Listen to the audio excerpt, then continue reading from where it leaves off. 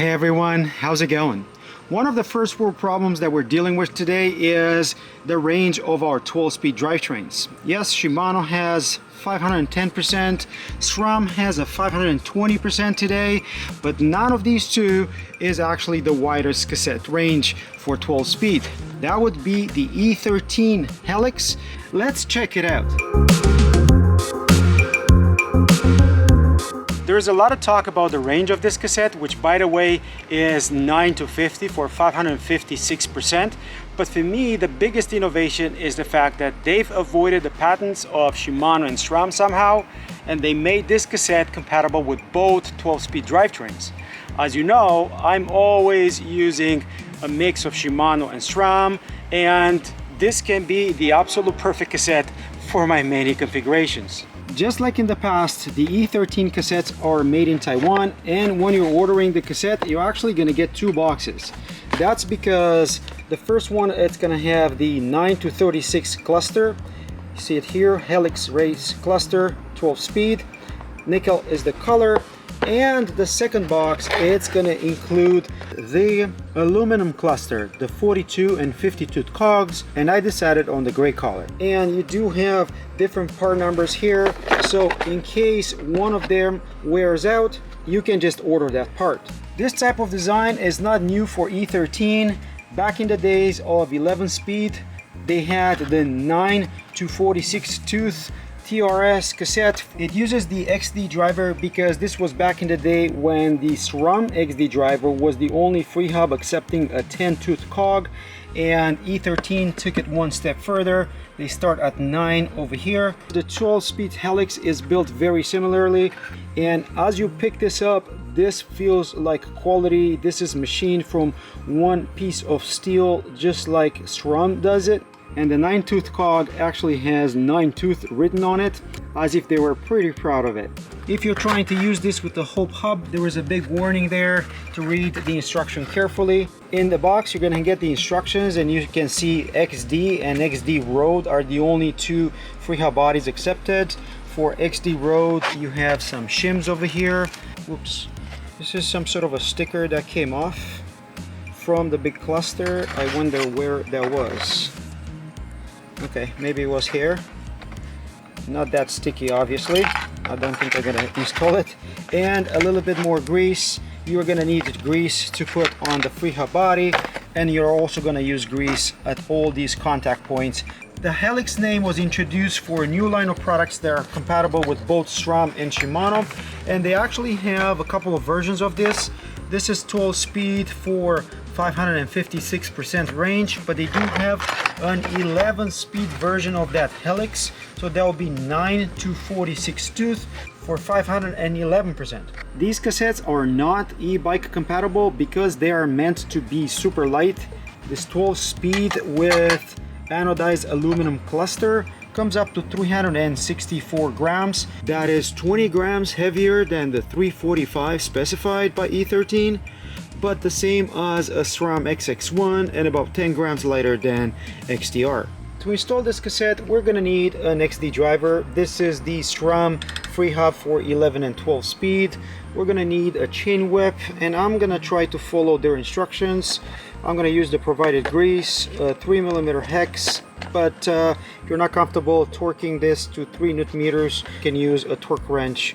And the very first step that is not mentioned there is to remove this set screw. This keeps the two parts together. Obviously, we're just going to install the aluminum cluster to start with. So remove this little tiny bolt and put it aside for now. Now the first step specified here is greasing the XD driver, both the splines at the bottom as well as the threads. Here we go.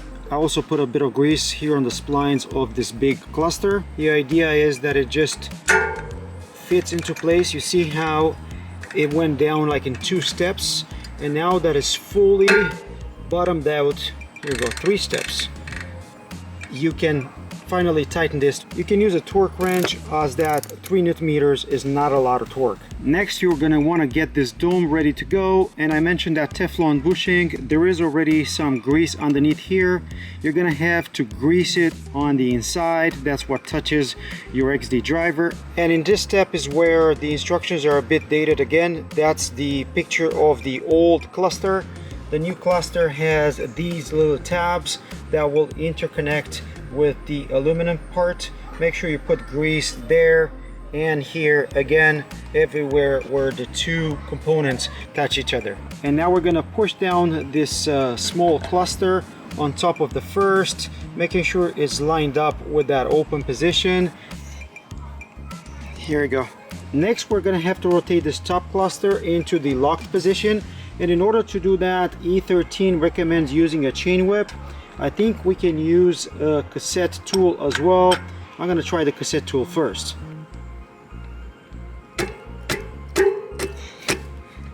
I like the cassette tool method better because I could push down on the cluster and rotate it. And now we can finally install this tiny set screw. Remember, this is only supposed to be 1 Newton meter, so it's probably bringing it close to snug, and that's about it. When installed, that set screw is just about flush with this cog. And looking from the back, you're gonna see where the grease was applied at the contact point between the two clusters. Cassette is installed, ready to go, and it looks great. It looks premium, but man, that gray color, I'm sorry, looks more like copper than the gray that I see on any other components. And pointing at that, that's the SRAM Eagle, the first drivetrain where I'm gonna try this, because that uses a 10 to 50 cassette. This is a 9 to 50, so I shouldn't have to do any adjustments to the derailleur. After a few rides using this drivetrain, what I can tell you is that for some reason, the Helix cassette plus this X01 just feels quieter. It's kind of hard to explain. Shifting is really good, and all I needed to do after replacing the X01 cassette with the Helix was to adjust the barrel a few clicks. That's all it was needed. Shifting, it's good, and I'm gonna try to show it to you on this little incline. This is a very steep hill, and shifting on larger cogs works just fine. No hesitation whatsoever on any of them. No difference when jumping between the steel to aluminum cogs either. No surprises shifting down the cassette either, from the largest cog all the way to that tiny 9-tooth. Quick and reliable. So compatibility with the SRAM 12-speed drivetrain, 10 out of 10. Highly recommended. Works like a charm. Next, I'm going to take the Helix cassette, actually the whole wheel, and install it on my Yeti Arc. This is a bike that I reviewed not too long ago. This bike has a 55mm chain line, meaning that the Shimano drivetrain had to be absolutely perfectly set up. So I had to adjust the big gap a little bit. Same hill. Interestingly, same adjustment required. A few clicks here on the barrel adjuster. And here is full Shimano with the Helix cassette. Downshifts with the Shimano chain are no different. Quick and reliable, maybe a bit noisier than with the Shimano cassette, but remember, we're doing this on a pretty steep uphill, so pretty heavy pedaling while we're shifting here. And once on that 50-tooth cog, you can backpedal as much as you want, and despite the 55mm chain line of this bike, chain is not going to drop. For upshifts, I was definitely curious to see that Hyperglide Plus in action, and I would say that is probably very close to how it works on a Shimano cassette, but maybe not as smooth. And if you're thinking gear steps, the E13, it's a bit closer to SRAM than it is to the Shimano cassette. Compared to both, the Helix has a bit wider jumps here at the beginning of the cassette, but then the last three cogs, 36, 42 and 50, are identical to what the old SRAM Eagle provided. Because of the 9-tooth cog, I could go down a size on the chainring, replace my 32 tooth with a 30, and take full advantage of the wider range of this cassette. Because they use the SRAM XD driver for installation, the Helix cassette makes the upgrade from SRAM 11 speed very simple.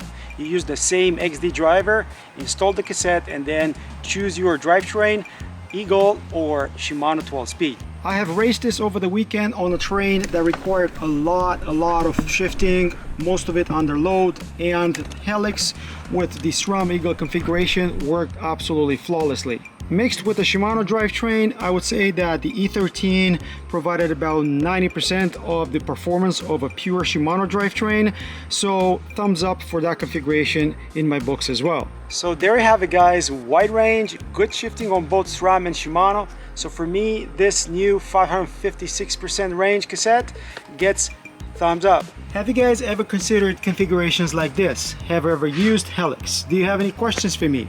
I would love to hear in the comments below. If you found this useful, don't forget to like, subscribe, comment, keep an eye on social, and until next time, hope to see you folks on the trails. Cheers, guys. Cheers.